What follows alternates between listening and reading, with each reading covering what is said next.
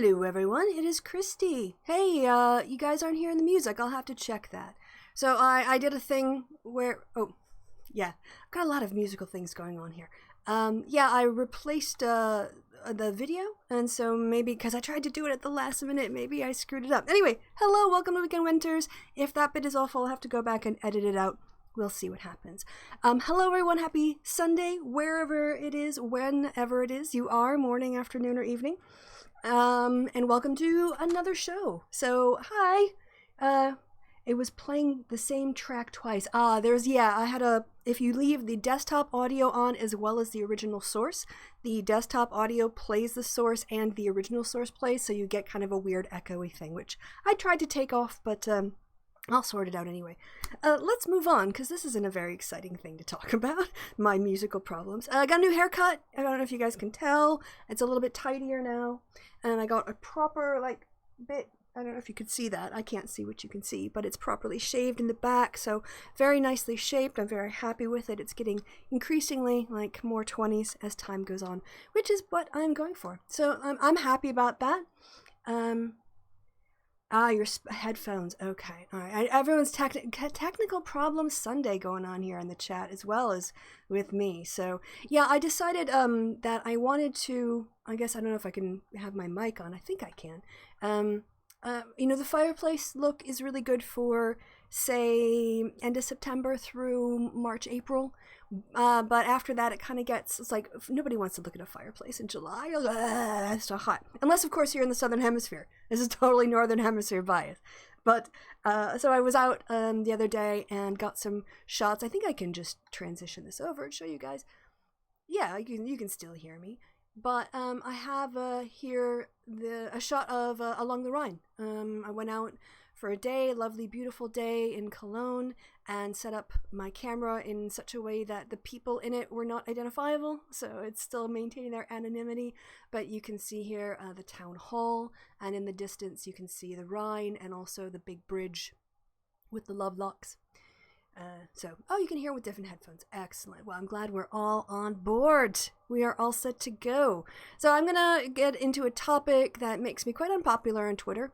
But I also think it makes me unpopular because people want to strawman me. And not just me. I think generally those of us who are left but pragmatic get demonized by the far left because they want to demonize people who don't agree with them, because some of them are, not all of them, hashtag not all far leftists, are real purity police, and they want to find contention and they want to high road other people. They don't want to build coalitions. They want to berate people into humiliation and submission is kind of the take I have. Oh, can I show you something really quick? Because this might not get into the videos.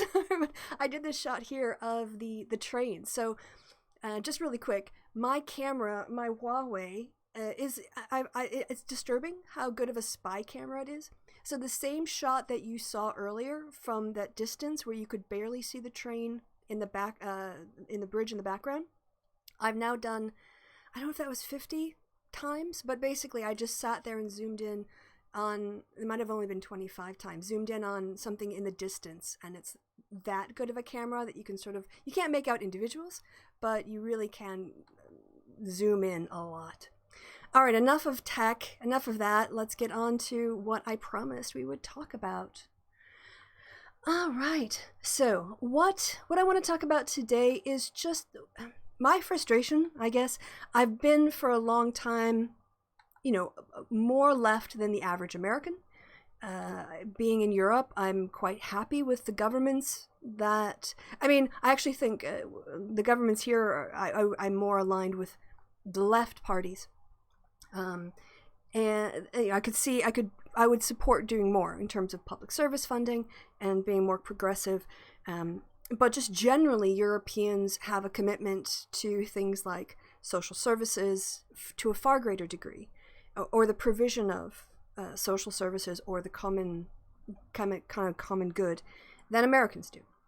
Now, I think part of that is American hostility to providing a social safety net is in part rooted in white supremacy because of the economic disadvantage that the white supremacist power structures put all other people on the American continent into. And in America, we had an entire class of people who were enslaved, who were just, sort of set free without any attempt to really redress systemically the lack of education, the criminalization of education, the lack of decent, opportunities to, engage in the economy, proper worker rights, restitution. What's the word I'm looking for? It starts with an R. But not the word that is so controversial about giving people back, like actually compensating people for decades of lost labor, of emotional pain and hardship, all of that. I mean, if white America actually had paid out all of the sort of back wages owed and emotional and physical damages to the people they had enslaved and to people whose land they had stolen and profited off of by just taking it rather than giving any kind of fair compensation, the distribution of wealth in America would look very different.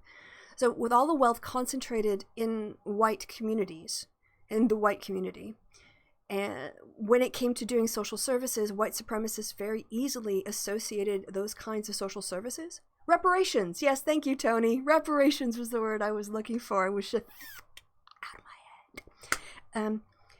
They associate the redistribution of wealth with poor people of color. And so they built on white resentment by continuing white supremacy by basically associating a lot of these programs, especially ones, not so much Social Security because white people like that a lot, but other ones, food stamps and other direct redresses of systemic poverty. They linked that to, black people being lazy because they were racist AF, and they wanted to keep black people poor because they were white supremacists, and they still are. So as a consequence, we have a very different and more contentious national view as that's not 100% of it, but I think white supremacy is very much to blame for why white Americans are much less supportive of making sure their fellow citizens have their basic needs met, compared with European counterparts who have much more the sort of ethnically homogenous countries. So, yes. So we already face an uphill climb in America in terms of getting to those sort of standards of living, of equality, of equity, of justice, of fairness, of reparations, of restitutions, and reconciliation. There's so the far left in America, my contention is, on most of the issues, a lot of the sort of policy goals of making society more economically fair, of dealing with issues of racism or racial justice, I agree. Like, in principle, I should not be a target of the far left because I am a potential ally of a lot of people who work on the far left. And again, this is hashtag not all far leftists. I have a lot of friends who are anarchists or communists or socialists, but they are also the ones who understand that you don't have to bully everybody online who disagrees with you. And so I want to talk about why I find far left slogans really self-defeating, not particularly helpful, and actually an obstacle to people on the far left getting what they want. So let me see. I just want to say, I'll say hi to people in the chat. We'll look a little bit at what you guys have to say. Never thought of this before. Always assumed the hatred of the welfare state and healthcare was part of the so-called American dream and pulling yourself up by your bootstraps. Yeah, and when you're white and you have white privilege, it's super easy to believe the lie that your success is a direct result of your own work, and it's not built on a foundation of white supremacy that privileges you in education, privileges you in job applications, privileges you in the workplace, privileges you with your experience with police so that you don't have an arrest record, all of that. And this is, like how white supremacy is in the background of everything. It's like the foundations of so much in America. So yes. And generally, America is becoming over time, more progressive, but I would argue that there are more effective ways that people can talk about issues that aren't so alienating and don't play into the stereotypes and play into the hands of people on the right and people on the far right. So let me go with my notes. So I want to talk about particular slogans that I find incredibly unhelpful. And when I talk about them being unhelpful, our target audience, unfortunately, like whether you like it or not, you have to deal with the electorate that you have, not the electorate you wish you had. And the people who need to get moved the most in order for Americans to make progress as a society are white people. Because white people, one, they're a greater percentage of the population, so their attitudes and they dominate within political structures, economic structures, religious structures, social structures, and so their attitudes and their perceptions carry a disproportionate amount of policy weight and impact relative to other groups. So I'm not saying you have to give up your principles. What I'm saying is, when I hear far left slogans such as kill all landlords, or abolish ICE, or defund the police, or what was the other one I was thinking of? All cops are bees. Like, I understand that that is a very self-gratifying thing to shout when you're angry at the world, but you're really missing the point of a slogan. The point of it. So what I would say is, first of all, Po Mama said, Sid points out Reagan and the welfare queen trope. And that's exactly the kind of racist framing that has been so successful for so long. Because white conservatives who had a veneer of equality while really perpetuating white supremacy wanted to blame poor people for their own poverty. And by poor people, they didn't, of course, mean white poor people. They meant inner city poor people and black poor people, and black women in particular, in the case of the welfare queens. That's precisely the sort of demonization of systemic structures of poverty as being the fault of the individual.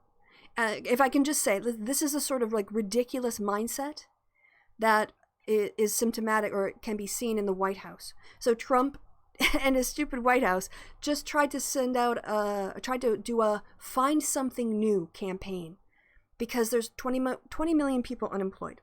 20 million people unemployed in the United States now as a direct result of the various shutdowns related to COVID and the business closures as a consequence of that.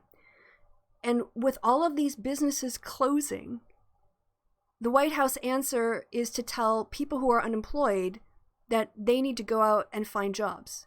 They're not telling employers to hire people. They're not telling businesses you need to operate at a loss for a year in order to take a hit for the US economy. They're saying when there are no jobs going and people are losing their jobs, it's your responsibility to go out and find something new. This is how they demonize people who are the victims of the structure of capitalism, rather than reforming the other side of it, which is the people like Walmart, who could take 2 years of losing profits and still be billionaires. There's no moral obligation on their part, but we have to punish people who have been made unemployed or been forced to go on unemployment, lose their jobs in order to qualify for unemployment, by reducing their benefit to like 60% of their income. Because otherwise they're not going to look for work when just don't even get me started. It's a whole other topic. So slogans,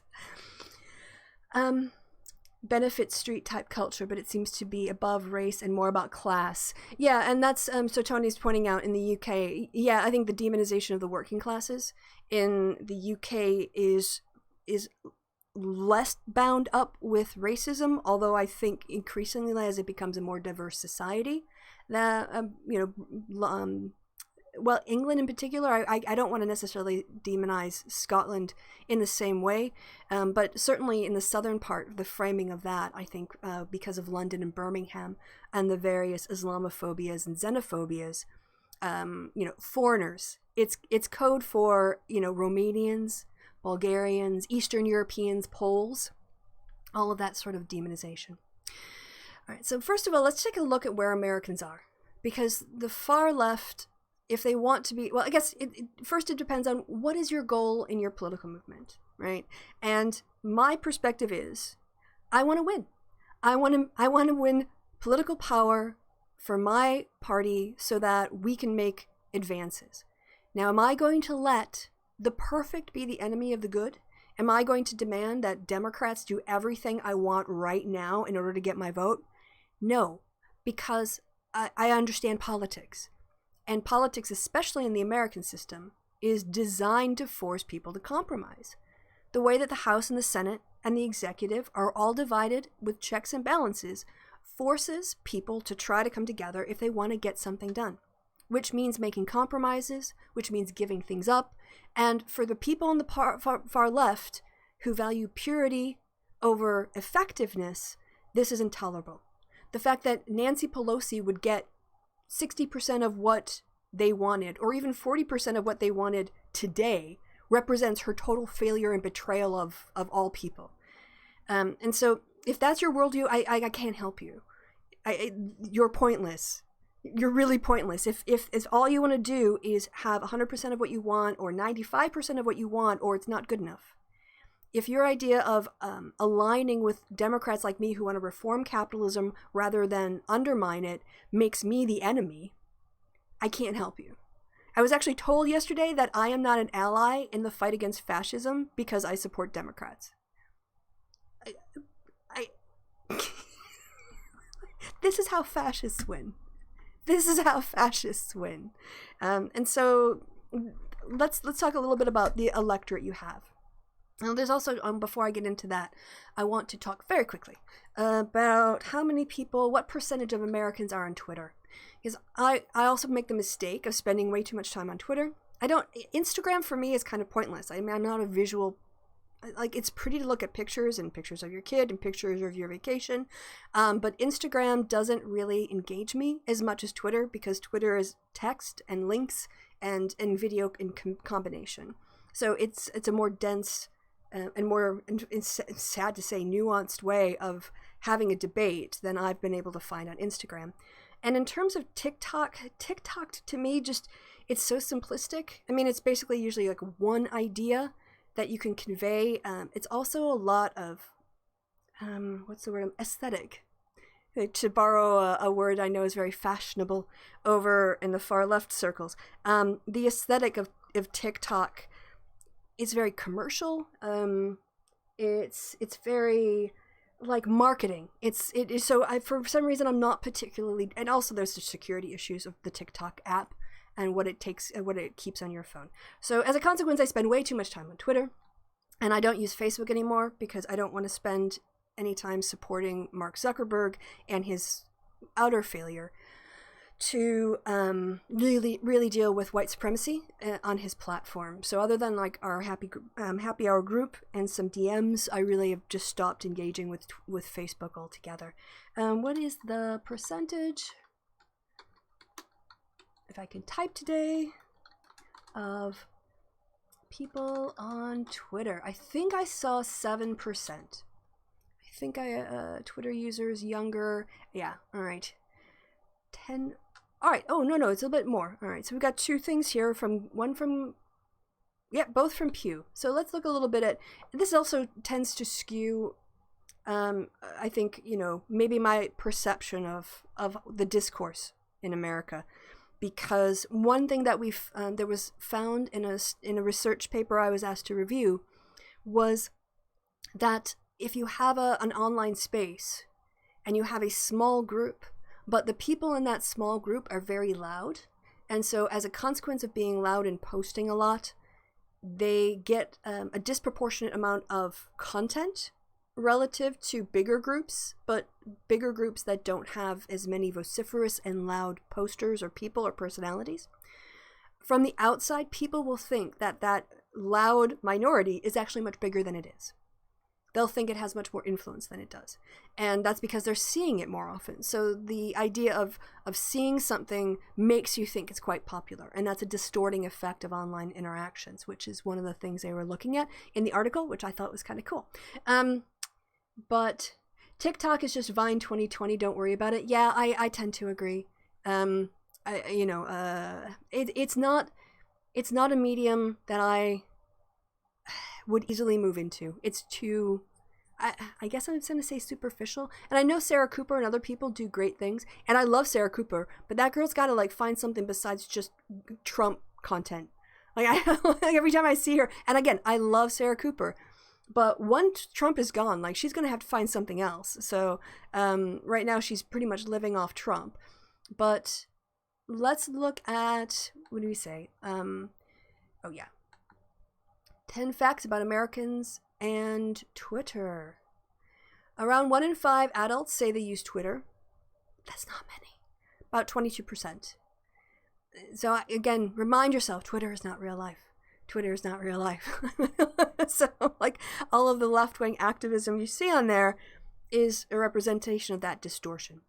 Twitter users tend to be younger and have more education and higher incomes than adults. So again, a skewed people who with the kind of like whites without a college education are not going to be, persuaded by Peter Coffin's obfuscatory language on social capital, because they're not going to be on Twitter to even see it. So that's also, let's see. Twitter users in the U.S. are more likely than U.S. adults to identify as Democrats and less likely to say they are conservative. So it's a bit of a left, it's not too much of a left-wing bubble, but it does, and I think that's probably a consequence of the fact that they have been cleaning up far-right garbage on Twitter. And that rightly so. Absolutely. So Twitter itself, if you feel outnumbered on Twitter because you're a little more centrist than your average left-wing poster, that's because of the skew of self-selection bias on Twitter. It's not you. It's the self-selection sampling bias. On Tumblrs, oh God, when was the last time DNFN is talking about Tumblr? I don't even remember the last time I was on Tumblr. It became, it was so big before with the anti-feminists, but Twitter stands out as the social media site with the most news-focused users. Again, this is why I'm on Twitter. I find all of the other ones, if they're not based on politics or news, they're a waste of my time. But that would be like, if I really like sports, I'm self-selecting the medium that gives me the content that I want. So this explains a lot about why I spend more time on Twitter than any other form of social media. U.S. adult Twitter users don't tweet very often. That's not me. A large majority of tweets come from a small minority of users. And remember what we were saying before about that frequency bias. That when people see posts from a small but vociferous minority, there's a disproportionate effect, or they have a distorted view, I should say, that group has disproportionate influence or has disproportionate followers relative to the reality. So the median Twitter user produces 2 tweets per month. I get through 2 tweets in an hour. However, the most prolific tweeters, defined as those in the top 10, produce 138 tweets each month. That's me. I am definitely in the top 10 of Twitter users. 80% of all tweets from American adults come from the top 10% of tweeters. So I knew Twitter was skewed before we looked at this, but whoa, it's so skewed. It's so skewed. All of this is making me feel, to be honest, so much better, because what it's proving is that my perception that far right leftist bully purity police are actually an extreme minority. This is like reinforcing to me that this is the case. While Twitter is the most public-facing platform, 13% of its users keep their accounts private. 42% of U.S. adults on Twitter say they use the site to discuss politics, at least some of the time. Political leaders have a sizable following amongst Americans. This might have gone down now. Half of U.S. adults who follow Trump view him favorably. This is from 2019, pre-COVID, so obviously those numbers would change now. Many links on Twitter come from automated accounts or bots. Now, I don't know if that's still the case, but apparently, this actually might not be. The share was even higher for several kind of links, including those that led to adult content and sports content. Being in the top 10, I'm not saying I'm bragging about being in the top 10%. I feel a little bit guilty now. Not guilty, but a little bit like... But I just I've got opinions. And that's my forum for expressing my opinions. So when we look at Twitter activism, or Twitter slacktivism, if you want to say, I guess it's worth keeping in mind how disconnected the experience of Twitter is, and the people on Twitter and their interactions are relative to what is happening in US politics in reality. So a good reminder for us all, Twitter is not US politics. And don't feel like you need to conform to the Twitterati in order to be mainstream, because chances are that's not mainstream. I think we already kind of looked at this. So we now have a background in terms of online activism. And then I want to talk about the purpose of slogans, because the real topic here that I put out is that left-wing slogans tend to fail, in my opinion. And that is coming from the perspective that the aim of politics is to win.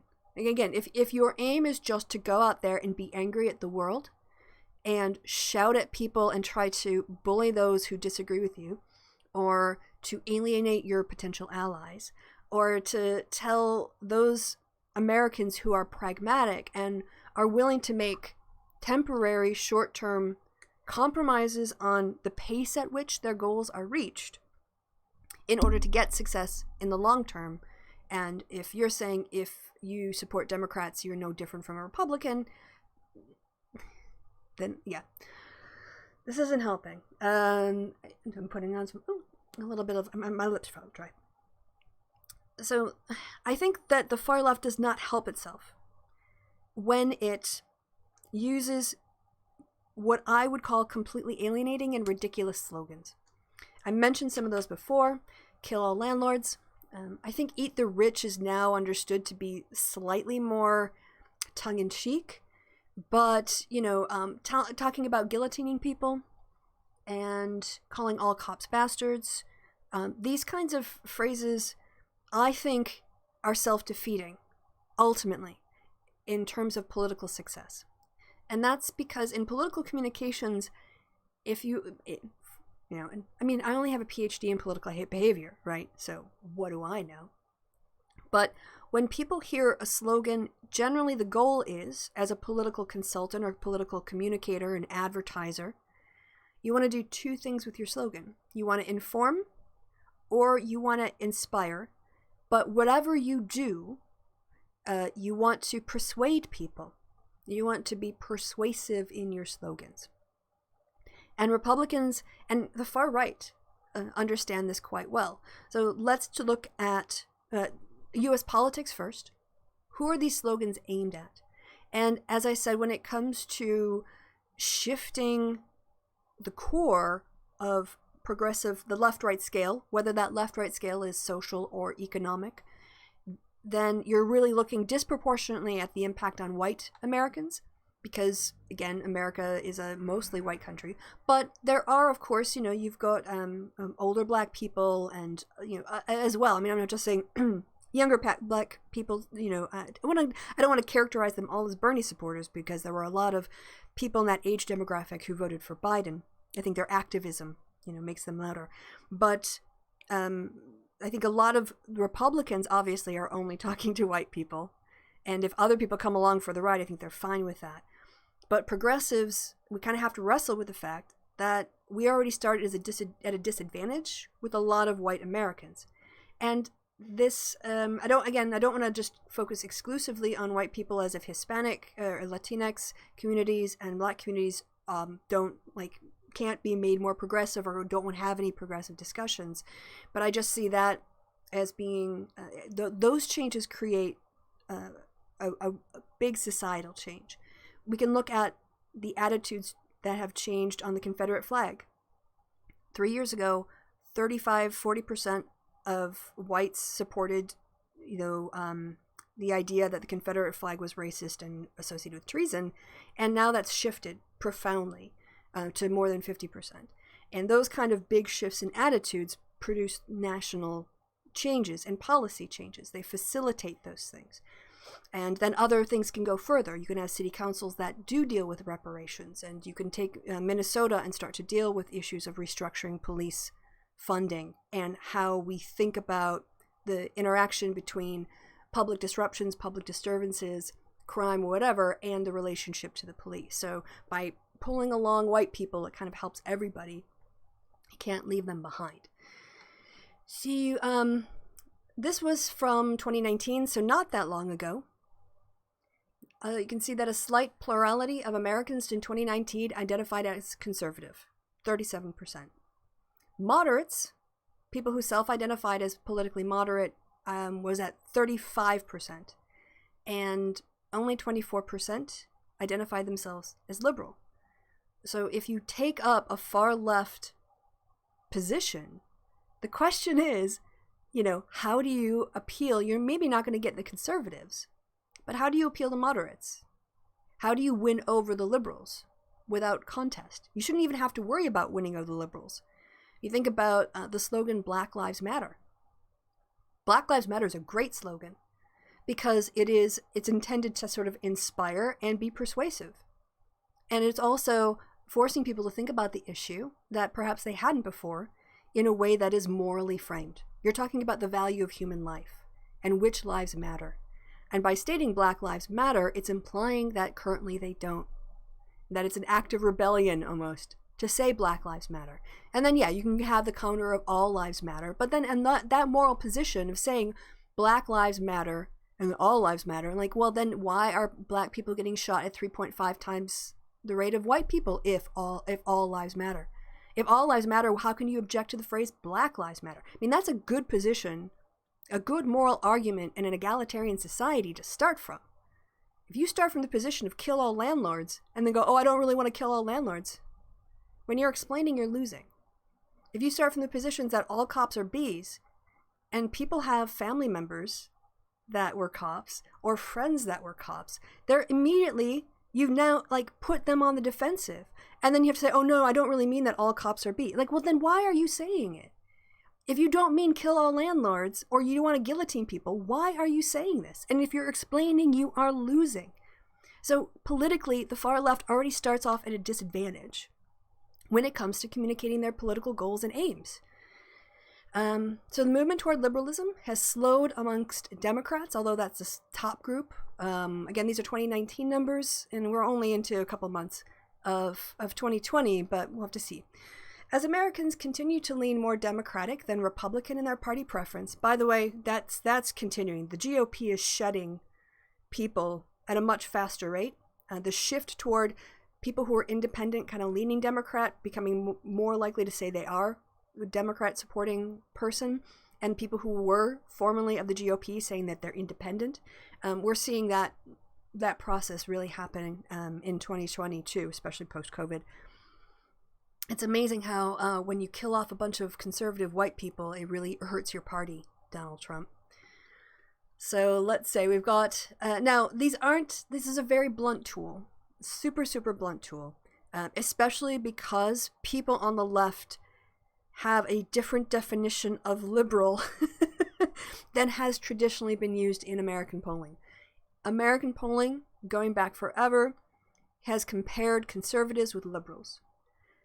Today, the far left would compare progressives with liberals, and they would put liberals on the right and progressives on the left. So it starts to get, it can be talking past each other if you don't have a real precise language, but here we're talking about political liberalism, being liberal in your politics, being liberal in your social views, being not so much liberal in your economics.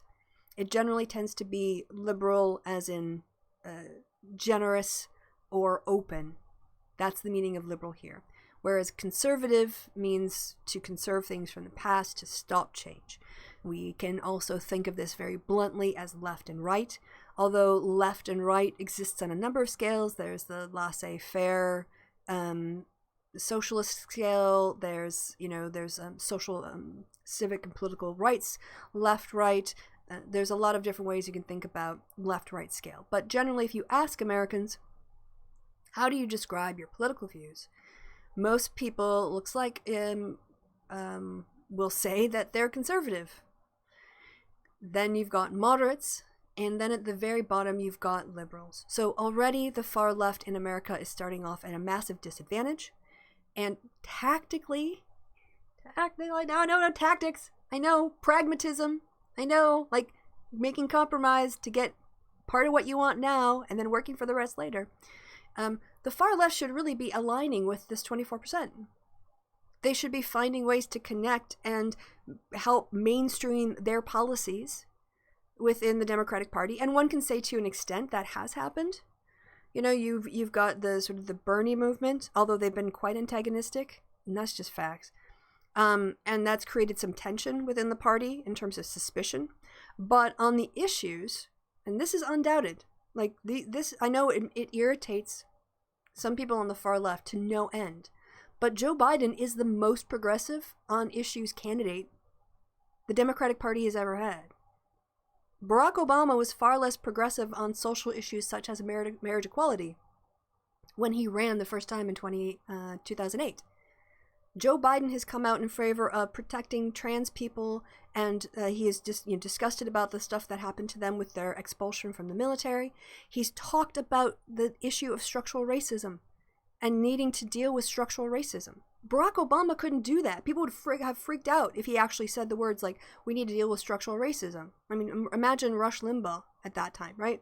So Biden is talking about things and talking about a public option, taking the ACA forward. There's like, you just go down the line.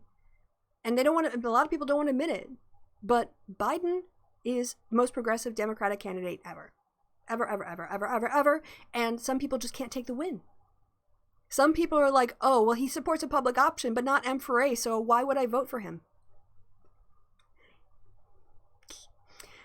Getting back to it. Sorry, I didn't mean to, I thought this show would go much faster, but apparently I have a lot of things to rant about. So you definitely want to be able to count on the 24% who are self-identified liberals if you're the far left, and then you want to move it on the moderates. You don't want to have to worry about the conservatives because they're too hard to win over. But you want to try to get your views mainstreamed. And you don't do that by going around talking about guillotining people. So that's the America you have. Like, those are the voters you have. And if you live in a place that's super blue, or your echo chamber is really, really even more left than the people who vote for Democrats in your community, you might think that there's a lot, you're kind of in that echo chamber, you think there's a lot more support for your views than there is. But you get out into Montana, Nebraska, Oklahoma, other parts of the country, you are so outnumbered. And so how do you win those people over? You have to be persuasive. And how do you persuade people? You inform them of something that they hadn't thought about before, get them to change their minds, or you inspire them in some way, right? So I just kind of gave the example here. Build the wall. One of the things that racists do so well, racists do this, I mean, their policies, their view war, all of that is trash. But tactically, they are successful with their slogans because they present things that are just racist AF as normal. It's very unquestionable.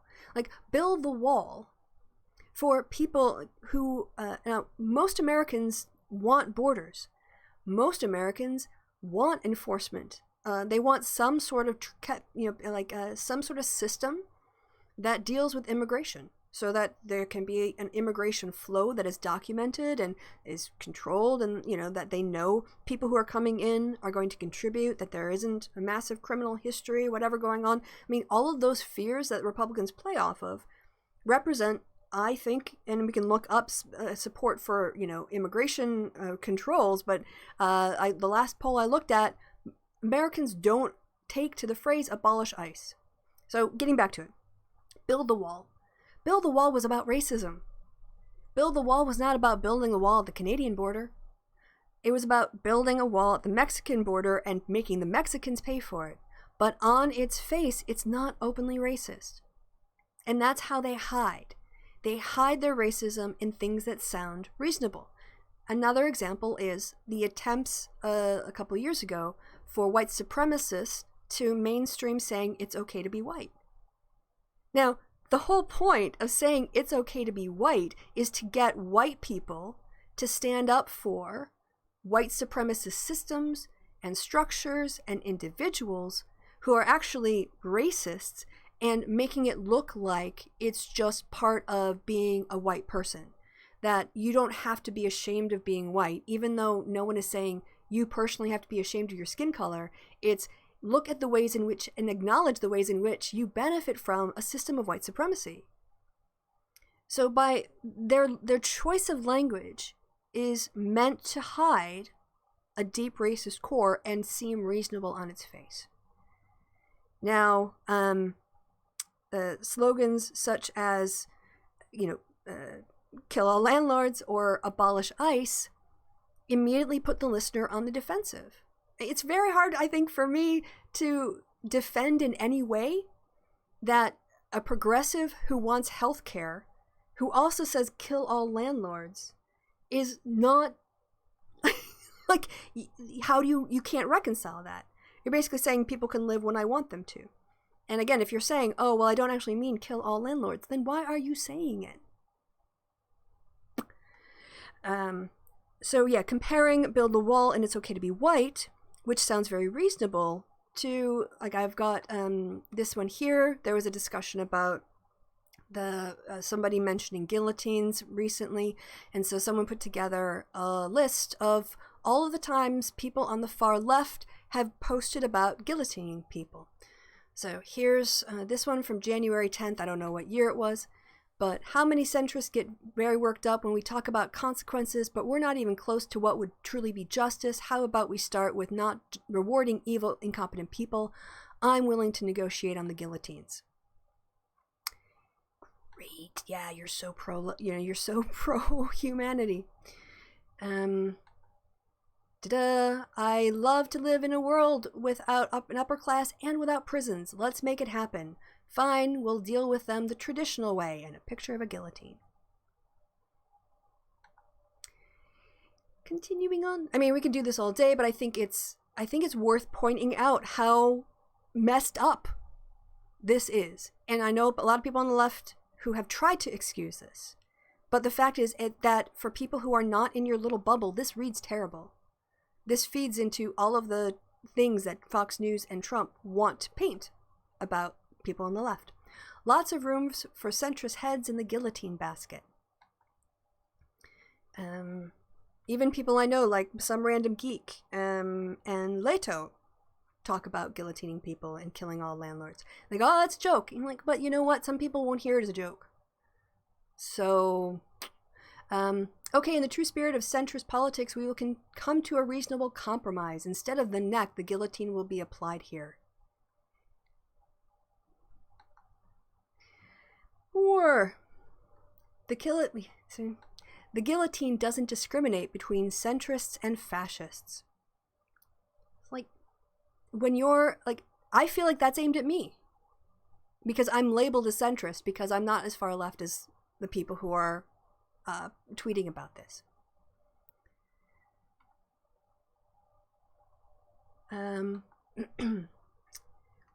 We're all someone's centrist. I think we can guillotine the rich, but also we should offer forgiveness to those sincerely willing to give up their class status. I am a centrist. Okay. That's their version of centrism, I think is what they're saying. Am not too far left, y'all are too far right. Late stage capitalism is some BS. Bernie is the compromise. France, can we borrow y'all's guillotine? Asking for a friend.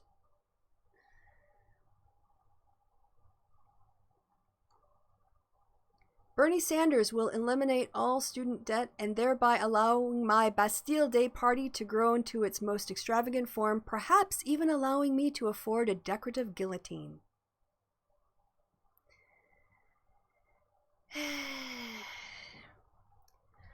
Honestly, I love how Tom Steyer keeps getting photographed and videoed trying to be Bernie's friend. The whole time, Bernie's clearly thinking, just thinking, the guillotine's coming for you too, Bubba.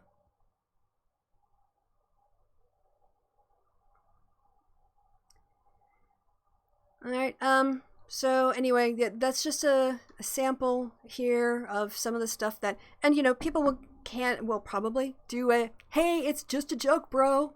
Just joke, bro. It's just a joke. Bruh. It makes me look terrible.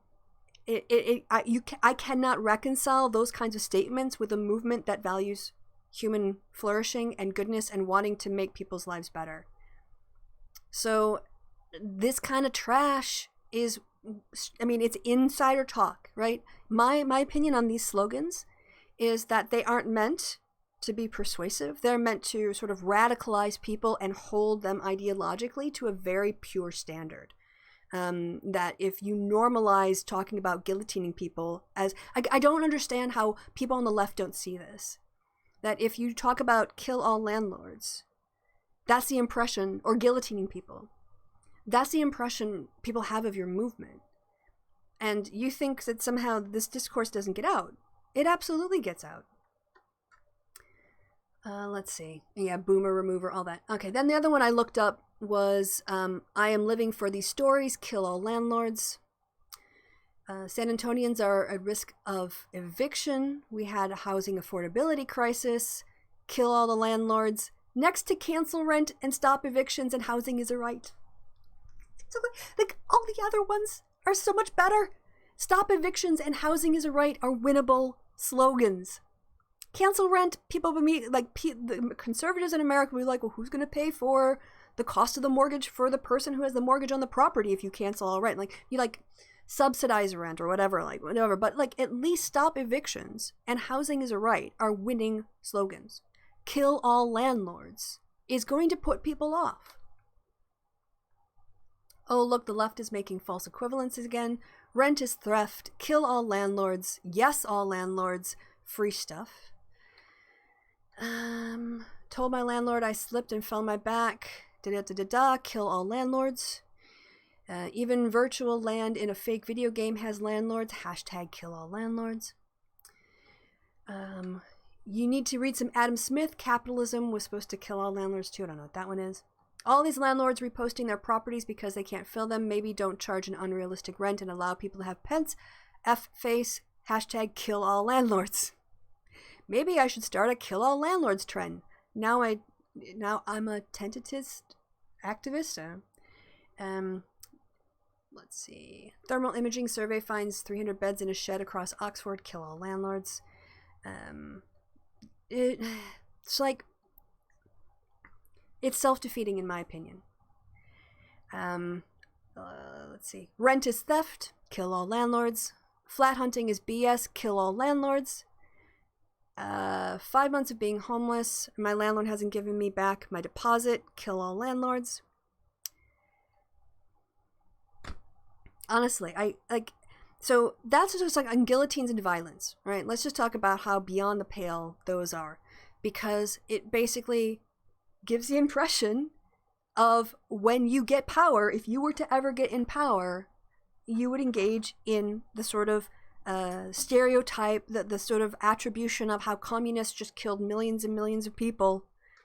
And of course that doesn't look at the way that capitalism through exploitation and workplace endangerment and all that other stuff kills people. But I don't understand why people would defend this or think that this form of rhetoric is useful or persuasive or winning.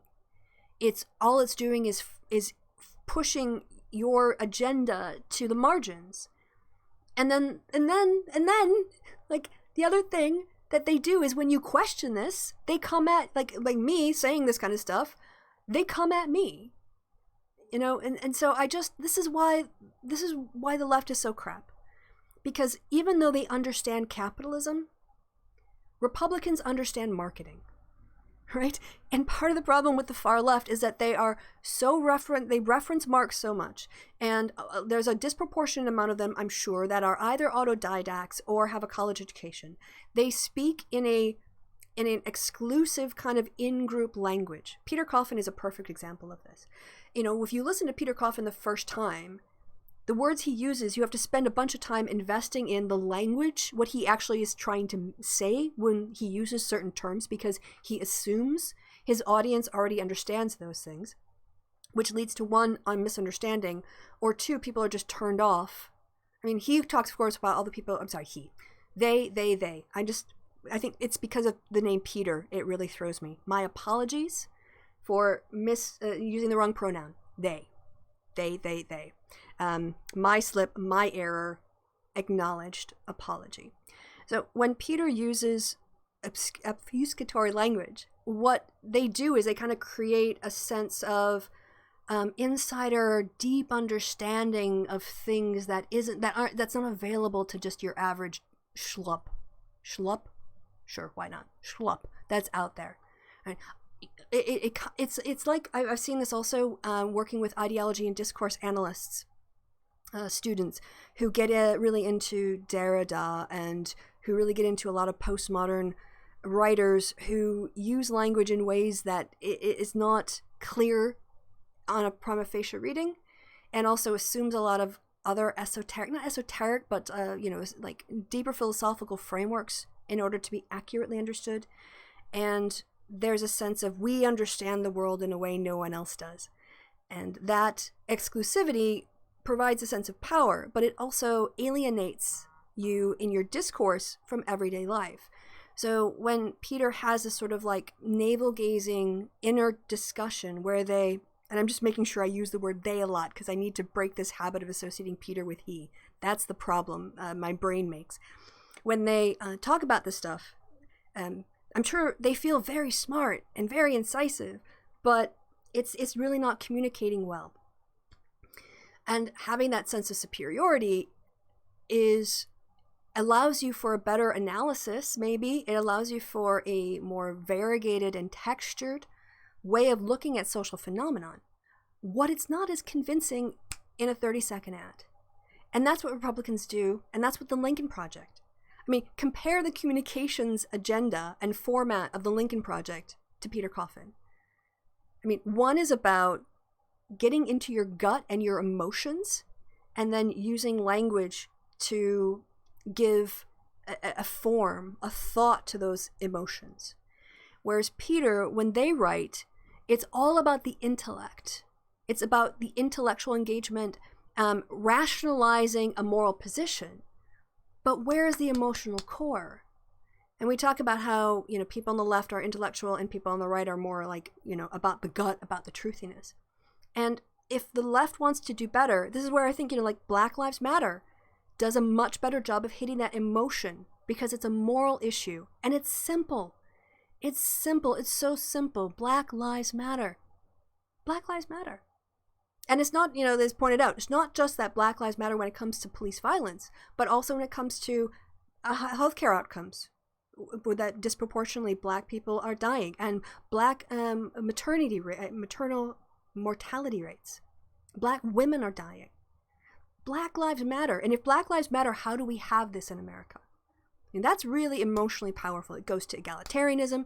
It goes to like the narrative Americans like to tell themselves about how good they are.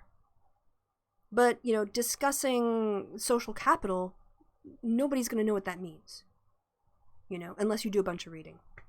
Fart huffing, buzzword using, word salad. Yeah, yes, Tony. Come on my show. Just do my show for me, right? So the far left slogans are not only like justifying or making references to violence, which again just feeds into the whole kind of like tanky brush that people on the right want to paint the left with. But even the ones that don't call on violence immediately put people who hear it in a defensive position. And the examples I'm going to use for this are Abolish ICE and Defund the police. Now, Abolish ICE, it ended up pushing out what I think was a much more successful framing of the issue of detainment of refugee families and asylum-seeking families and anyone who was coming over. That they were being detained in cages in inhuman conditions, that they were putting kids in cages and still are. All of these are human rights violations, right? Kids in cages is a gut-punching issue. The idea of children behind fencing, the idea of kids stuck only getting outside, that is something that transcends politics. It's a human rights issue, right? When you talk about the suffering of children and who is going to stand against that? And it's not just exploiting it. It's pointing it out. It's giving your time and attention and your focus to the suffering of children. And that suffering of children represents a system that produced that suffering, and that system is messed up. And that system is inhumane. And that whole structure, if that structure leads to the caging of children, is un-American. That is a winning frame, because you can't argue the morality of caging children. You can't. And then from that position, you argue the rest of ICE's problems, right? You start with the immoral violation. You start with the human connection. You start with the gut reaction to children in cages. And what did the far left do? They wanted to make it about their agenda. So they replaced it with Abolish ICE. They moved it from focusing on children to an extreme position that generally people were never going to agree with, especially not conservative people. As I said, most Americans, if you poll them, they want some sort of border controls. They want immigration. Increasingly, they're becoming favorable to the notion of immigration as a reaction of Trump's anti-immigrant agenda. But they still want it managed. They still want people processed. They still want to see passports. They still want work visas issued. They still want, some sort of humane basis, but also a managed basis for immigration into the United States. And when you say abolish ICE, that's not a policy solution, right? That's not like abolishing ICE and then just leaving it open. People are going to assume that you mean you don't want to have any immigration controls. You don't want any border police, because you're not saying reform ICE. You're not saying replace ICE. You're not saying, ICE is immoral. No more immoral ICE. You're not making any kind of space for a solution. You're taking an extremist position about abolition. When we think about the motto to abolish slavery, there wasn't anything good that you could replace slavery with. You just had to end it. You just had to end it. There was no way to redeem the structure of slavery. It needed to stop, full stop. But when it comes to border control, you're not going to win over people to your policy position with a bold statement that you want to abolish something and have nothing to offer them as a policy solution. I would say defund the police as well is another almost, I want to say, thought-terminating cliche, but it's basically, it doesn't provide, it's an emotive ooh, I'm angry, I want to abolish ICE, I'm angry, I want to defund the police. And I understand you're angry, but anger isn't a policy solution. Reform the police. End police violence. Restructure policing. All of these things are focused on solving the problem. It's assuming the problem and you have to point to the solution. But if you just say defund the police, people are going to say, but we need the police. And then the reply is, well, I don't actually want to defund the police. What I mean by defunding the police is that we need to redistribute the resources that are currently assigned to the police department. When you're explaining, you're losing. When you're explaining, you're losing, because people are already on a defensive position. You've pushed them with your defund police to defending the police. You're not persuading them to defund the police because you don't actually want to defund the police. So why are you saying defund the police? It makes no sense. So they're like, oh, it's going to open up a conversation. Most people don't have time for your crap. This is the other thing too. You get a bunch of lefties who have, more education on average. We've seen that Twitter attracts people who have higher education than the general population. You have people who have read Marx and understand it in a way that they can communicate to each other, but that it doesn't make sense to anyone who hasn't read Marx or isn't persuaded by Marx or is suspicious of Marx. And then they use language that is not, they're saying defund the police. I don't actually mean defund the police. Abolish ICE. I don't actually mean abolish ICE. Kill all landlords. I don't actually mean kill all landlords. All cops are B. I have a cousin who's a cop. I don't actually think all cops are B. But this is why we're losing on the left. It's this I mean, it's not the only reason why. It's an uphill battle in America, right? We're already a minority in terms of our politics. Conservatives and moderates, 2-1, outnumber us. So, my position is, we can either try to inspire and inform and persuade, or we can shoot ourselves in the foot. And we can relegate our political agenda to the minority. We can, you can stay in the extreme, sort of like, why should I vote for Biden if he's going to veto M for A in 2020? Which I ran into someone who was like that last night. Why should I go out and vote for Biden if he's just going to veto Medicare for all? I feel that there's a whole lot of almost like a self-justified circle of being too far off of acceptability from where the American median voter is, let alone the American left-leaning voter, and justifying that exclusion by talking about how crap everybody is and convincing yourself that your moral arguments should be sufficient for everyone to submit.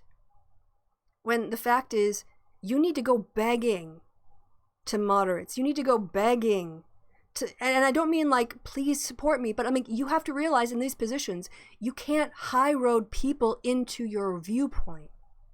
That doesn't work. You have to persuade people. You have to inform people on a level they understand. And I see too much of the far left. Not, again, hashtag not all leftists, but a certain segment, the Twitterati, caught in their own little bubble, having their own little discourse, thinking that being morally pure is sufficient to be politically relevant. And it's just not. And it never was. And in a first past the post system, it never will be. You can whine that proportional representation would be more democratic. And you know what? It could be. But that's not what you're working with in 2020. And you'd have to change the Constitution. You'd need amendments. I'm trying to think if it's first past the post is in the Constitution, or if we could change. Certainly Electoral College on the presidency, I think, because you have to win the majority of the Electoral College votes. But I'm sure there are places on the state level where you could work on some PR. But you're not going to get that change today. So don't whine about it. Whine about that as your long-term plans. But what can you get now? What can you convince people of right now? And the Black Lives Matter movement has been persistent, and they have been positive, and they have been on message until a bunch of white leftists came in and started shouting defund the police all over Black Lives Matter and taking over their rhetoric. But Black Lives Matter is a good slogan. It's a moral clarion call. And it's a ground on which you want to fight. I would much rather fight end police violence as a slogan, because anyone who wants to step up for police violence is automatically taking a position that I can knock down. But if I say defund the police, now suddenly I'm on the defensive. And that's my checkmate move. I'm checkmating myself politically in that rhetoric. I don't. And like I said, I actually support all the policies. People want to demonize me as some sort of centrist because the policies I advocate for are the ones that I think we can get elected. I would love to see a public option, more than a public option. I would love to see the sort of universal insurance coverage that's available to me as in Germany. But I also have to realize that I've got a 2-year Congress and I've got a 4-year presidency and I've got 6 years in the Senate. So what can we get done in the next 4 years that will get us long term? Don't let the perfect be the enemy of the good. And I feel like that insider talking, that violence language, that deliberately picking slogans that misrepresent your ultimate policy goals. All of this is why the far left, a lot of times people on the far left just defeat themselves.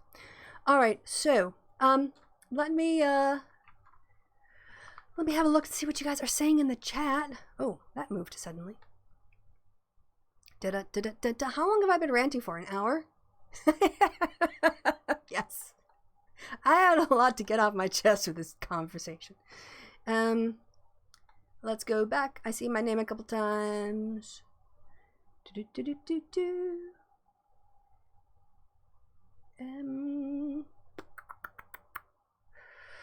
We should make the rich clean up their own litter boxes, not to staff it out. I don't have a problem with that. Lucky Wanderer, I know. I guess what I'm saying is build a wall has this truthiness to it. It's just stronger borders, yeah. But the guillotine doesn't have the same meaning in the discourse. No, I mean, build a wall seems it can be plausibly defended if you don't understand the racist undertones as just border security, Like, we have a problem with immigration, and Americans will admit that there is a lot more immigration coming from the South than there is, we don't have a Canadian sneaking over the border that much. And the idea of a wall, in a simplistic sense, when, you're not that engaged in politics, doesn't come across as offensive. But talking about guillotining people, even if you say it's just a joke, bro, you've already associated your positions with killing people. And you chose to do that. Like, you chose that association. I don't get it. All right. Like, we don't have to have a connected history that is class struggle, that is adjacent to how the majority understands society. I don't think I understood that correctly. Lucky Wanderer, let me read it again. And, we don't have a connected history to that class struggle that is adjacent. Oh, like the guillotining, like in the French system. As someone who IDs as socialist, I find it baffling that some on the far left label all centrists as bad. Again, I think it is also sort of cutting off your nose to spite your face. I don't consider myself a friend of the Lincoln Project, but I see the usefulness of allying with them because the Lincoln Project will reach voters who won't listen to me. They will reach rural, white, older men without a college degree, people who have been in military service, people who have been strongly identified with evangelical Christianity. Those people will never listen to me. They won't. But they'll listen to David Frum. They'll listen to Rick Wilson. They'll listen to Steve Schmidt. Because Rick Wilson and Steve Schmidt and David Frum know how to speak to them. They know the way that their emotional core. Like, my emotional core as a progressive, I value very different things than they do. Right? But the Lincoln Project is so effective with rural whites, with older white men, with military men, by playing on traditionally Republican themes that Democrats don't pick up. Things like the flag and how Trump dishonors the flag.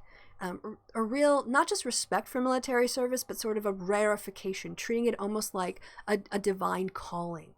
Some sort of like, a King Arthur kind of mythical sense of, like military prowess. And they play into that. Like, they understand how to drive a wedge between that patriotism and Trump in those voters. And so I'm not going to give money to the Lincoln Project. They've got plenty of their own money. I am going to be grateful for them. I will signal boost them when I think that they do a good ad, but they are not my friends. And as soon as this election is over, the whole Republican Party's got another thing to think about, but we'll go back to arguing on, we'll go back to disagreement.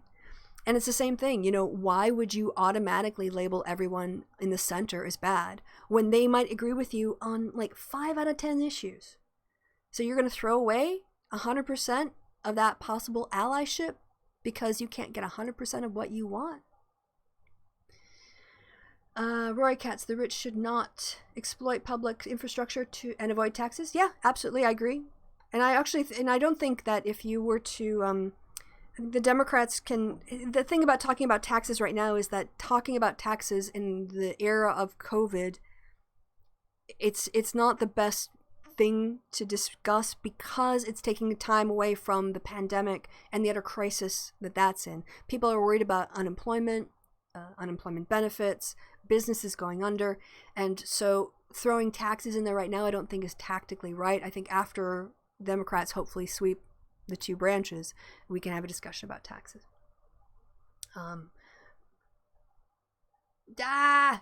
Went too far down.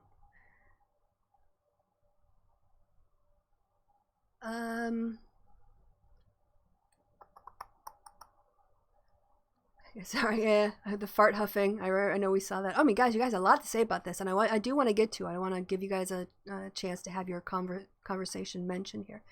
They're caught up in violent Marxist ideology. To them, violent revolution is the only path forward. I have heard people say, there's absolutely no way we can get to the point of the destruction of capitalism without violence. And that's kind of why I prefer massively regulated, massively, redistributive government structure on top of capitalism rather than violent economic revolution, partially. And I think that sells better. Problem is that they forget the phrase socialism or barbarism, and if you use barbarism, you get barbarism, not socialism. I hadn't heard that before, so thanks for that. Good point. Don't get me wrong, I don't agree with centrists all the time, but saying we need them out of but saying that we need out of the Dems is a bad idea, in my opinion. Yeah, why would you cut off? When the more that someone on the with a rose in their bio tells me that I'm the enemy, or that I'm no different from a Republican, or that I'm a neoliberal shill, they make Rick Wilson look more reasonable. And I don't want to say, oh, they're making me more right. What they're making me do is rethink my allyship. My politics hasn't changed because people insult me. But I do look at who I can and can't work with productively. And if you see me as the enemy, I can't work with you. And if you see most of the world as the enemy, you're never going to get the political solutions that you want. Hi all, and yikes, this topic is giving me flashbacks to a huge argument a year ago that certain people don't want to let go. I know. And this is where I should also say, remember that Twitter is not the real world. You can block jerks on Twitter, and you're not missing out. You can, when someone tries to purity police you and tell you that if you don't support fill in the blank policy, you want people to die, you don't have to take that guilt on board and go, am I bad? No. Just, if you believe in your moral core and your politics, I'm not saying don't reflect on your politics, but don't be bullied into, and I think it is a really mentally abusive, manipulative, messed up tactic to shame people into moving to your position. I think it's better to convince people. But I think there is something in terms of breaking down. I don't have a problem shaming white supremacists because I think that sometimes shame does get people to reflect, and they might reflect later on about their behaviors, and it might be a gradual thing. But at some point, especially if you're not talking about people who are your natural enemies, why would you alienate them like that? All right, I have to scroll down. I can't just hit lower because it will jump to the bottom. Just wondering if the slogan doesn't work because it's not as common sense as phrases like strong borders or conservative dog whistles. Tony says, part of me does find it funny. The other part, sensible part, finds it as amusing as helicopters and gas chamber themes. Yeah, pretty juvenile. Po Mama Sid, how much do you think this intersects with anti-intellectualism? Which, I don't know if that was directed at me, but I view more anti-intellectualism from the right wing, and that anti-intellectualism is a complete rejection of even trying to engage in the concepts and the language. And there was a focus group that I ran in the UK, and one of the participants said, the confused mind says no. Most people don't have time for your crap. If they're not part of your world and you're talking to them in a really language that has deep meaning or specific definitions that aren't sort of prima facie obvious, people are just going to shut down and say no. And they don't have time to think about stuff from that point of view. They've got kids to raise, they've got bills to make, they got their whole work stress and all the stuff that's going on with their work. Most people see politicians kind of like, garbage collectors. Your job is to deal with my problems. You are the expert, and you're supposed to deal with this so that I don't have to. That's why I pay you a salary, to make my problems go away, right? They don't have the kind of time to sit and read Das Kapital. Come on.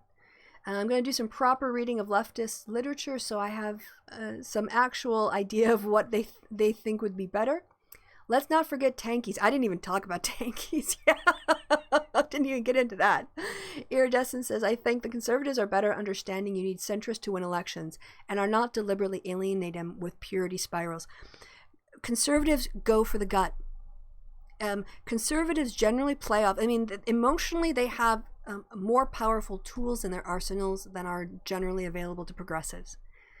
Conservatives play off fear and suspicion. The fear of change, the fear of the unknown, the fear of having to do something or live in a way that you hadn't known before, and that, what did I say the other one was?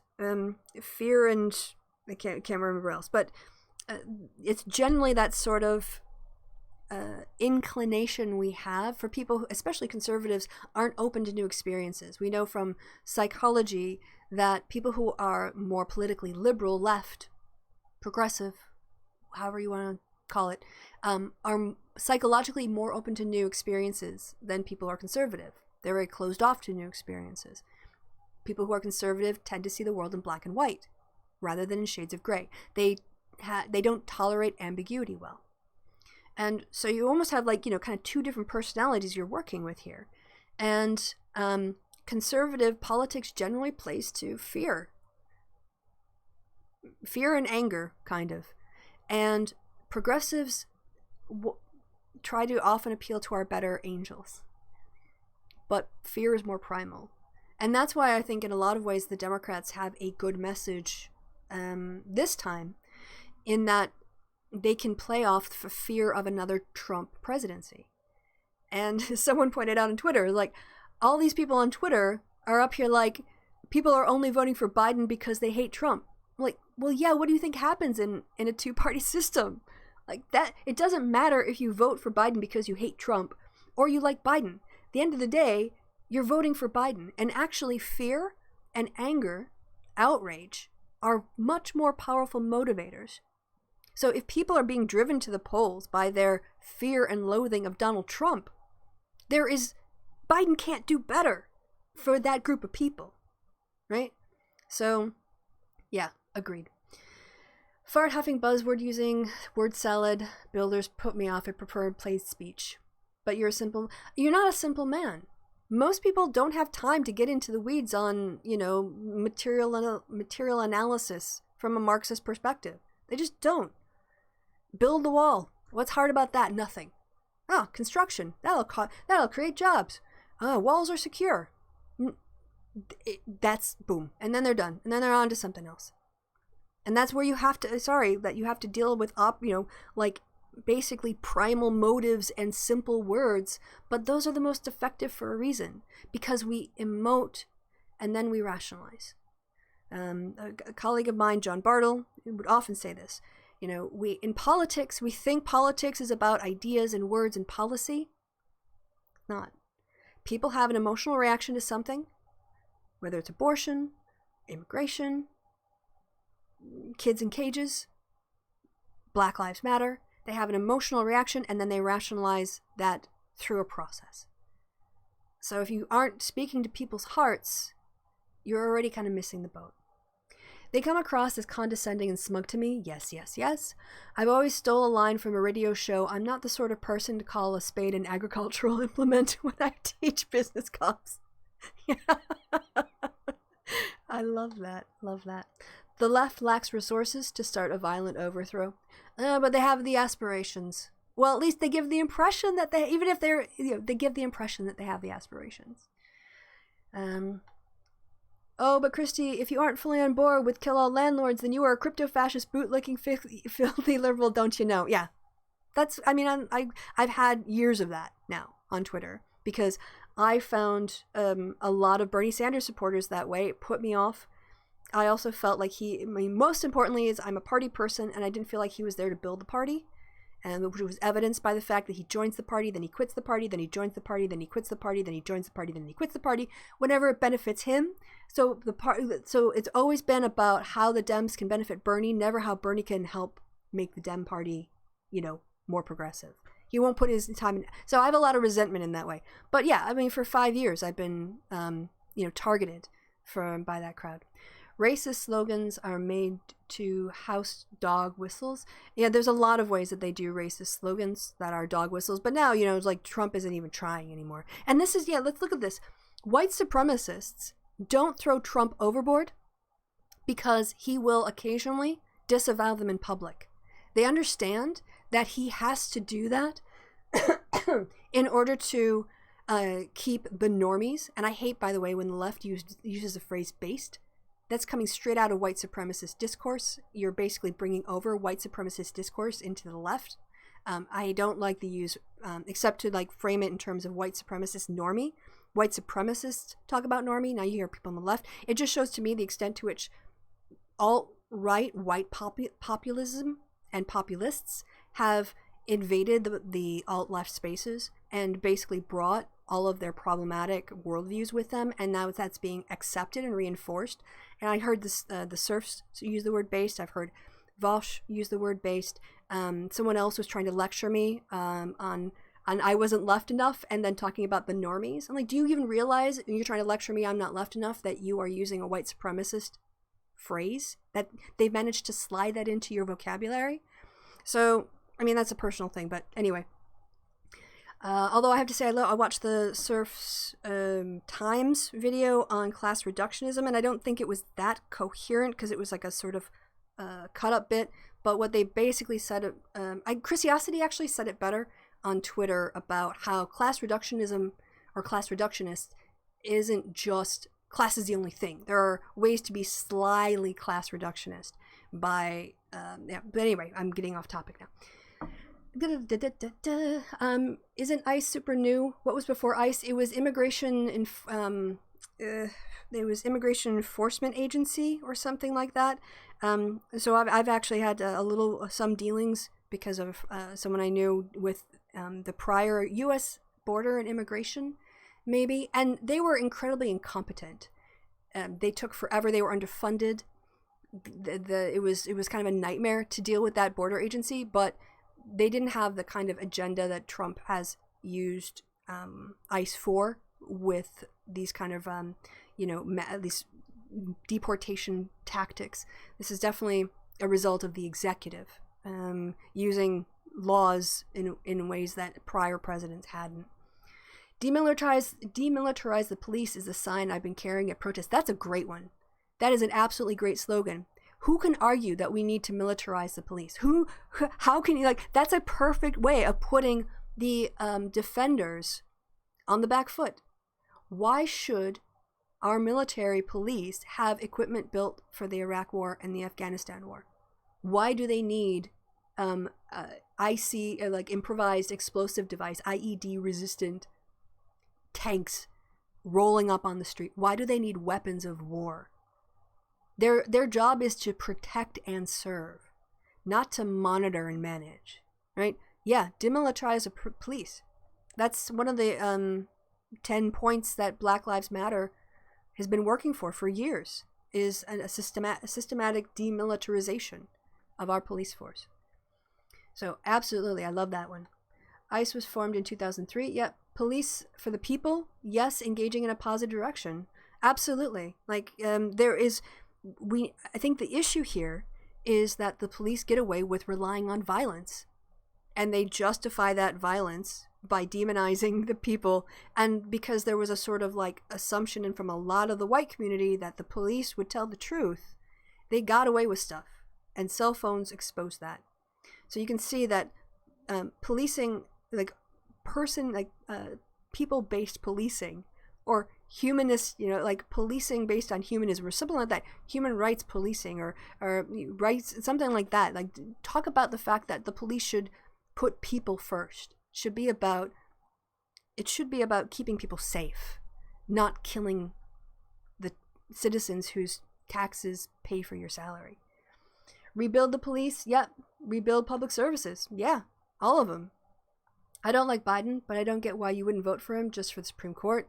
Yeah, all kinds of reasons. Just for, if all Biden did was overturn everything Trump did in his first 4 years, in the Justice Department, with immigration enforcement, with the international global gag order on reproductive rights, on our relations with our European allies, taking a stronger position against dictators, if you just roll back those 4 years, it would already be an accomplishment, a massive improvement.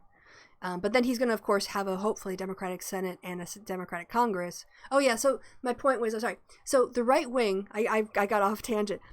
The white supremacists will give Trump a ton of passes for disavowing them, disavowing David Duke, disavowing them occasionally. But the far left will never give Nancy Pelosi any credit, let alone any slack. They love to demonize her. They love to basically, hate on her. And I don't, again, your 80% ally is, if you define them as your enemy because of the 20%, I don't understand. And also, people like me who understand that Nancy Pelosi has to represent her district, as well as run a Congress that is purple and that has policies that are attractive enough in purple districts to win a majority.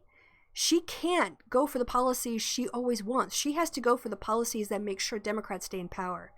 And yet they hate on her for keeping the Democratic Party electable. Screw you.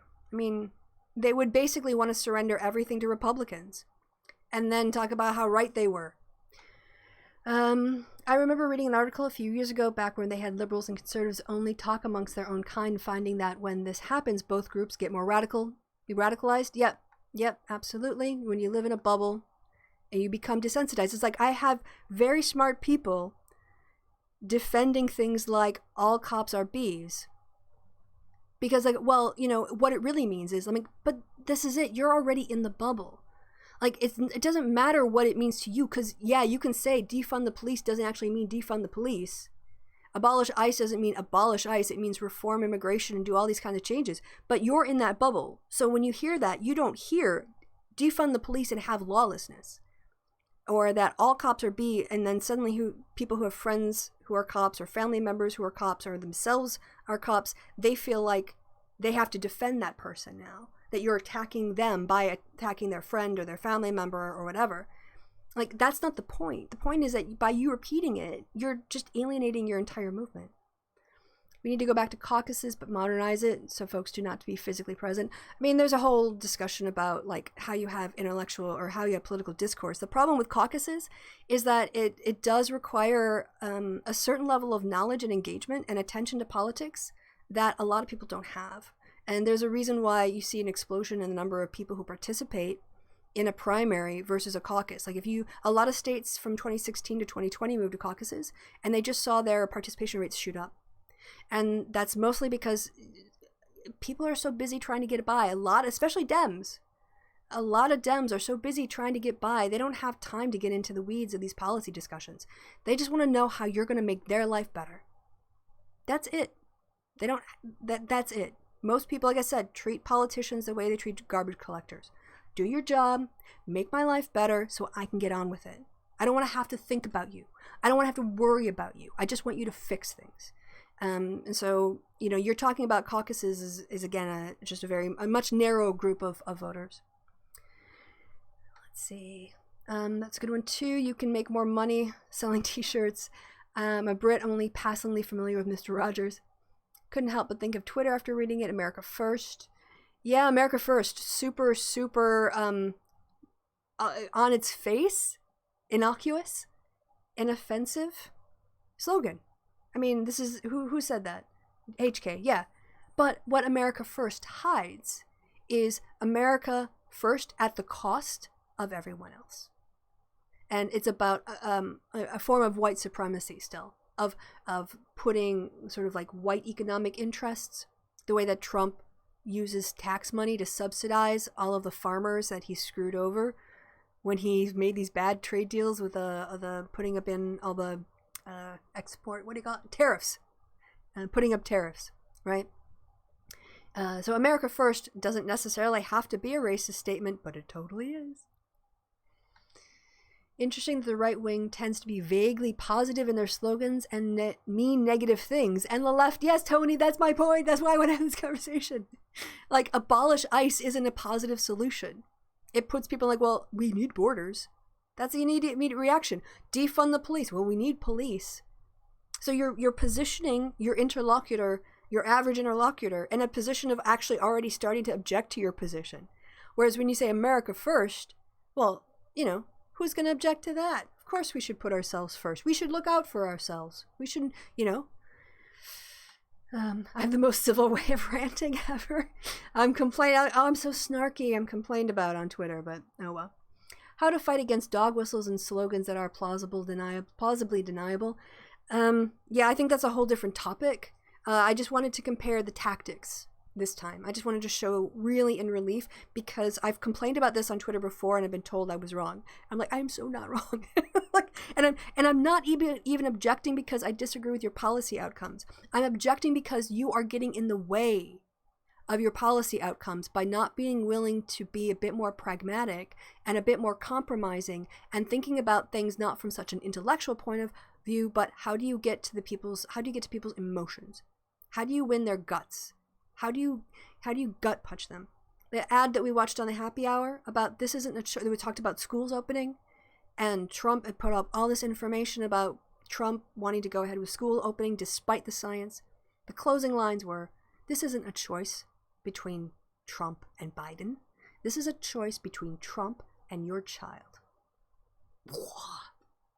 Right? That's a very German noise. Pwa, pwa, pwa, pwa. It's not pwa, it's bwa. Right? Yeah.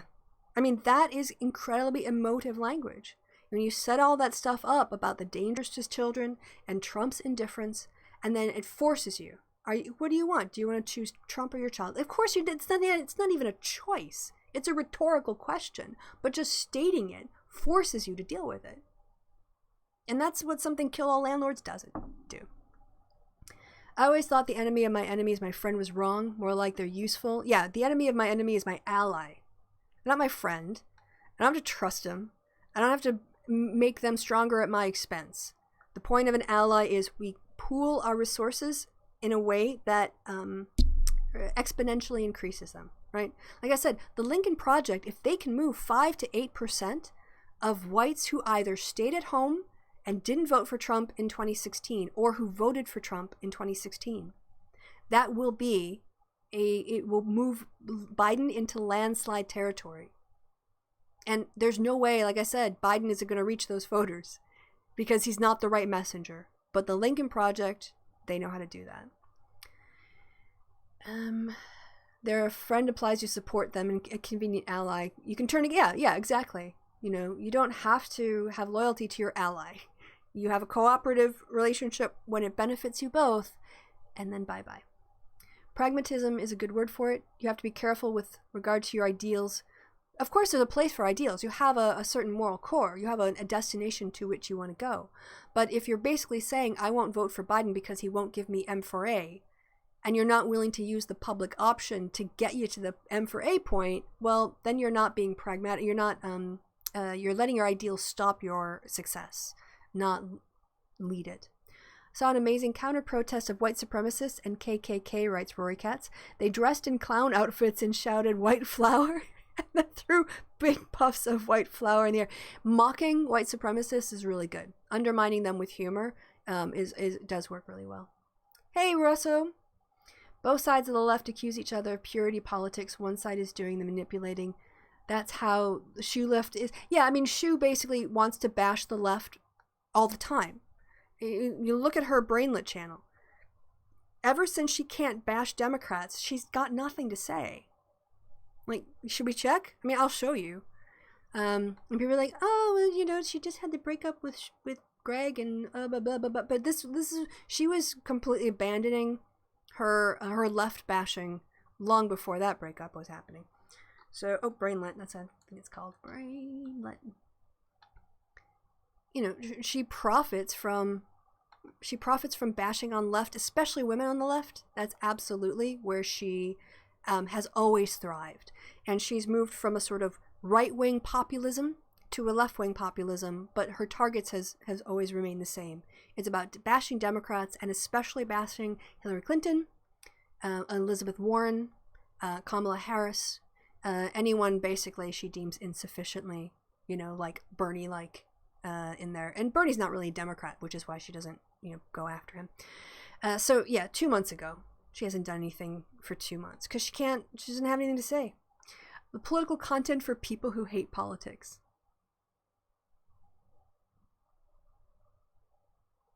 Damn, never noticed that before. Right.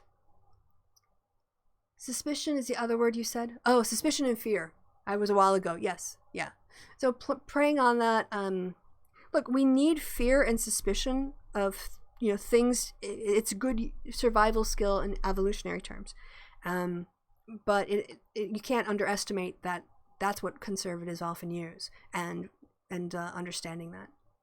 So when you give them kill all landlords, guillotine people, eat the rich, all that, abolish ICE, it just feeds into that suspicion and fear.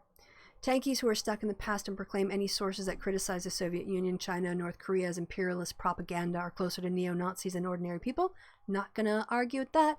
They will never become mainstream, which is good. Agreed. Saw an interview, writes Iridescence93, with somebody in the KKK. The interviewer just tore him apart in a logical way. They ended up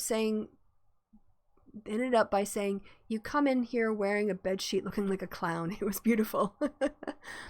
Lonely Wolf says some of the far left activism is too top down. There's ACAB, but BLM is organized at a local level. Exactly, in some communities. They joined forces with the police to protest. Yeah, absolutely. I mean, I think, there were people who were saying, don't believe cops who kneel, or don't believe cops who try to say they're doing change from within. And again, I think that's kind of cutting off your nose to spite your face. If you have allies in the police who want to reform policing from within, why wouldn't you work? I mean, the problem with the police is the institutions and the buy-in to the corrupt system that gets them to cover each other. So of course you want to create people inside the police to work against that and support them from the outside, I think. But, I'm just a pragmatist who focuses on results rather than rhetoric. Starting to see the Biden thing in the UK today with Starmer. The left and right are attacking him because he's not Boris and he's not Corbyn. Sigh. I'm still pissed that tankies are called tankies. As a former tank wit, armored corps personnel, I want my politics to be labeled as such. Yeah, I'm not even quite sure why I don't know where the tanky part comes out of tanky, because it's not really my field and I haven't spent the time with it. It always seemed disconnected, really, from the term. The term seems disconnected from what they're criticizing and who it's meant to describe. It's another example of the left using language that you have to go in and do research and try to figure out what the hell they're talking about, because it's not prima facie evidence apparent. Rosso might be historical, but I feel it's rooted in alt-right and feminist discourse. Yeah, I kind of hate the use of that terminology. Oh, sorry. I grew up on message boards where based was used a lot just for memes. I rarely use it, but yeah, I don't think that it is white supremacist. I don't know. The white supremacists, just like with the OK symbol, I mean, they were using based mama. I mean, think about the Kilroy conference a couple years ago. Based is a term Ethan Ralph was using. It was definitely a term that was used in alt-right circles. So, I mean, yeah, I know before that it might have been used in some innocuous ways, but it was really taken and mainstreamed, if you want to say, within the white supremacist movement to be one of their terms alongside normie. And I don't want to think this point reclaiming that term. Unfortunately, I'm a closeted. I hate the use of those kind of terminology, but unfortunately, I'm a closeted LGBT individual, and a lot of these guys say F LGBT phobes, and I crave those crumbles of validation. I don't know what this part of it is.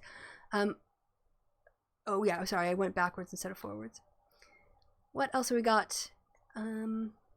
The OK symbol was co-opted. Yeah, you guys are already ahead of me. Going back a bit, make Mr. Rogers proud. How is that for a cap? Boss that. I heard that with a lot of stupid Gamergate S. I think it was the first place I heard it. Same with Normie. Yeah. That's what they do. They appropriate language and symbols. Yeah, sometimes for dog whistles, sometimes just it becomes popular. Yeah, and they mainstream it, and then it looks like they've got to win. And to the end of the show, how bad things have been. Wasn't I paying attention? Yeah, we're still going live. Okay. Anti-public option left are against it because they think it's set up to fail. I don't agree with them, but that's the reasoning. The thing is, if you go for M4A, you're basically relying on future governments to fund it. If you go with the Bernie Sanders idea of eliminating all private insurance and putting everybody on an M4A public program, you basically have something even more extreme than the NHS in the UK, because private insurance is allowed, exists, and people can opt into a private insurance plan rather than using the NHS. And when you have people who then rely on it, then when conservatives get in power, they're going to try to defund it. And we've already seen the Republicans have not stopped suing elements of the ACA since it was instituted, and the current administration is trying to get rid of all of the they're suing to get rid of pre-existing conditions. So just because you pass a bill doesn't mean you solve a problem. Absolutely not. It's not that simple. So that's another thing, is that I think M4A really could put people in more vulnerable positions, depending on who gets in government. And eventually the conservatives will get in government again. Tankies because strong socialists sent in the tanks and a prize to Brezhnev. See, again, you gotta really, thank you for that. I appreciate it. But that's deep lore, you gotta go find that stuff. And if you weren't spoon feeding me, I don't know where I'd have gotten it from. The whole thing in Fishtown neighborhoods with cops writing BLM on the streets and wanting to clean it off the next day. I didn't know about that. Oh my God, wait, there's a whole bunch of stuff. You guys have got a lot to say. I want to thank you. Did the presence of Bernie in any way force Biden's policies more leftward? I think that force Biden, no. I don't think Biden was forced leftward in that way. I think that generally what you have is this is just the gravity of American politics. In a primary, you have the most extreme left-wing people voting. Therefore, in order to win the primary, you have to move to the left. Or on the case of the right, although because of gerrymandering, there's a much farther, they're so far right, there's less distance to move from the moderate or the median voter. So all of the candidates will run to the left, or the person on the left might pull other people because they're moving in. Once someone wins the nomination, they want to consolidate the left, right? Biden, by saying, well, he never agreed for an M4A. He said he was in favor of a public option. But Obama tried for a public option. So is that really that left? I mean, has he really been pulled that far? What he got pulled to is something that they tried to do before but failed. So I don't really know that that's pulling you leftwards. The other one that I can point to is when he adopted Elizabeth Warren's positions on, partially on funding college, tuition-free education. How is that going to hurt? I mean, there's you can say that the idea of free university stuff, free higher education or tuition-free higher education. You still have housing and books and all kinds of things that will cost a lot of money.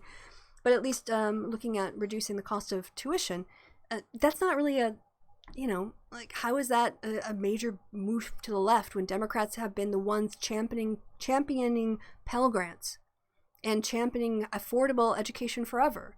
So, I mean, it's kind of, for me, it's more of an issue of degree rather than kind. And that Biden was never going to be super resistant to he's kind of going to moderate it a little bit, but I don't see him necessarily being pulled that much farther to the left to where policies Democrats already had a grounding in supporting. So, do I like Biden? I think, well, I don't even think about, so what were we going to say?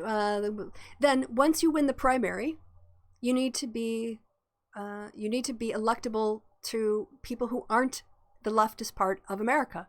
This is how first past the post works, right? If you just win or lose in the primary, you need to position yourself to get the most primary votes.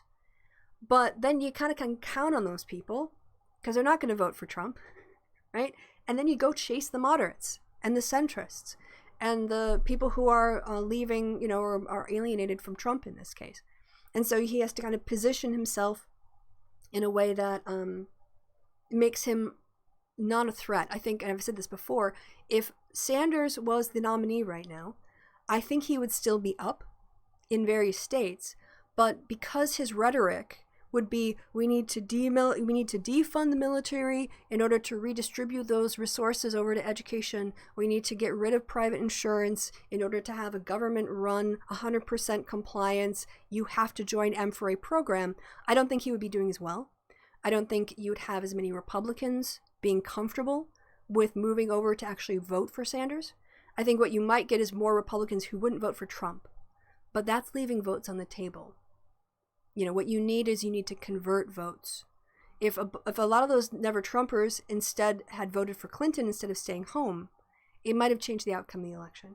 And I think given the disruption candidate that Trump was, Bernie being another disrupting person wouldn't be as appealing to moderates and centrists and right-leaning voters. Whereas Biden, I mean, I don't think it's important whether or not I like him. I mean, I think that he's... I don't doubt that he has sincerity of emotions. I can understand the pain that he's... I mean, I can't understand having never lost a child, but I see that his life experiences have impacted him deeply, and those losses allow him to understand other people's suffering in a way that Donald Trump doesn't. And I think generally he will, he was very much a man of his age. I've talked, maybe I haven't, but I remember, I grew up in a rural area where guys were handsy, but not necessarily predators, because let's just think about this sort of thing that happened a lot and still in a certain age group does. When a man has a much younger woman, he's like, okay, before you go, give me a kiss on the cheek. And she feels pressured and is like slightly hesitant, but it's his cheek. It's not that sexual, right? So she leans in to kiss his cheek and he turns his face so she kisses him on the mouth. That's the kind of creepy stuff I associate. Like, not to say that Biden did that, but that worldview that you can treat women like that somehow women are open to you, like for cis het guys, that you can touch a woman's body, that her boundaries are not, you don't respect her boundaries the way you would with a man, as another heterosexual cis guy, or any guy. You would never see a guy pull that trick with his buddy, but it's especially used on younger women, and it's all about the sense of entitlement. So I think when Biden was being handsy with people, he wasn't being predatory. What he reflected was a view that if I touch a woman, I'm showing a connection, like I'm showing a part of my humanity, not thinking about the underlying sexist assumption that they would never do that to a man, that they would never touch a man in that way, or assume that they could embrace parts of a man that way. They would respect those boundaries. And Biden, to his credit, acknowledged the error, apologized for it, and he's changed his behavior. So, again, I don't care about liking a candidate. I don't care about whether I'm hiring them for a job, and I don't have to work with them every day. I mean, I would much rather live with Biden in the White House than Trump. I would much rather have a Biden presidency just for the sanity, my peace of mind. But I don't personally feel the need to like a candidate in order to vote for them. He's malleable, reasoned, and could see real change. Absolutely. As a person, I think Biden sucks, but obviously he's better. Of course, yeah, it's a binary choice here. You don't have to like the options. You just have to pick one that's better. I would rather shout at a liberal to move to the left than beg a conservative not to move further right.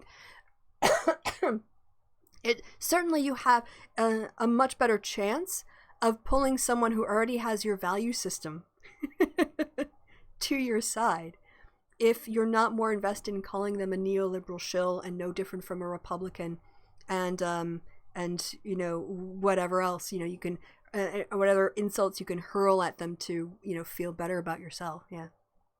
All right, I didn't really expect this to go the whole show, but I think I have, and I need to wrap this up because I've got in a half hour, about when is my next show? We're doing the part 3 on the social construction of reality. So in that series, so a message from my dad. my nephew is graduating, and so yada yada yada. Oh, he's all excited. He's logged 160 miles on his bike ride so far. He's preparing for a big hunting trip out in Colorado in the autumn. And so my dad in his 70s is worried now about like getting all fit. So anyway, that was distraction. In a half an hour, I'm going to be talking about The Social Construction of Reality, the book by Berger and Luckman. And in this chapter, section 1, chapter 3, they've started to talk about the role of language and knowledge in how people understand everyday life, perceive it, and view it as objectively, it has an objective existence, sort of independent from subjectivity. And because of this show, and one last thing. So that's going to happen in like a half an hour. For people who are watching Lonely Wolf, I know, yeah, 38 minutes. Okay. Yeah, I'm going to put the link in the Discord, and it'll be a link to a Google Meet, the same one I use for D&D.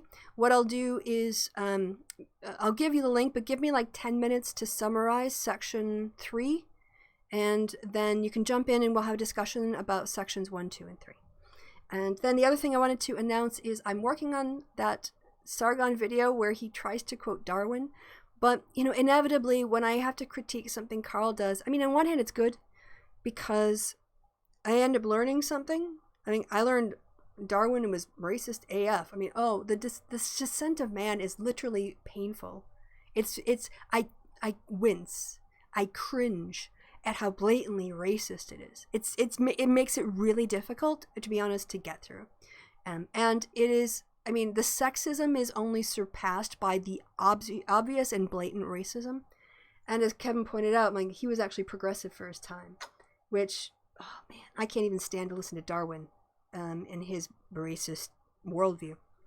But, you know, now I know I've been exposed to the descent of man, and I am working through that rebuttal to Carl, but it's taking a little longer because whereas with the feminism video, I wanted to contrast the existence of a social critique within radical feminism, a legal or critique within liberal feminism, and an economic critique within Marxist feminism, to his assertion that there was an intersectional feminism as a sort of school of thought.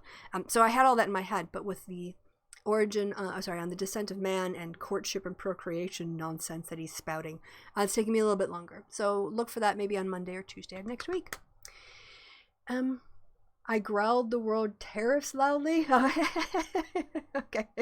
So yes, come back in a half hour if you want to geek out over the book thing.